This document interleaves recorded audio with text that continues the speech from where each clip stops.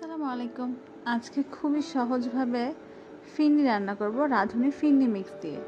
তো আমি যেটা করেছি, দুধের মধ্যে কিন্তু একটা এলাচ একটা দারচিনি দিয়ে দিয়েছিলাম, মোটামুটি জাল করে। তাতে আমি কিছু এক্সট্রা জাল দিয়েছি, কারণ হচ্ছে এটা একটু বেশি রানি হলে আমার ভালো লাগে না, তাই। আর এই ফিরনি মিক্সটা একটু বেশি মিষ্টি, যার কারণে আমি একটু এক্সট্রা চালও অ্যাড করে দিয়েছি। তো এখন আমি ফিরনি মিক্সের ফুল প্যাকেটটা ঢেলে দিলাম এবং এটা প্রায় 20 মিনিট মতো চুলায় এরকম নাড়াচাড়া করে এরকম একটা বলক চলে আসলে, আপনার কনসিস্টেন্সি যদি আপনার মতো পছন্দ মতো হয়, তখন আপনি নামিয়ে ফেলবেন। সো আমি মোটামুটি 20 মিনিট এটাকে চুলায় কুক করে নিয়েছি এবং এবার এটাকে গরম ঢেলে নিচ্ছি। সো এই ফিরনিটা ঠান্ডা খেতে আমি বেশি পছন্দ করি।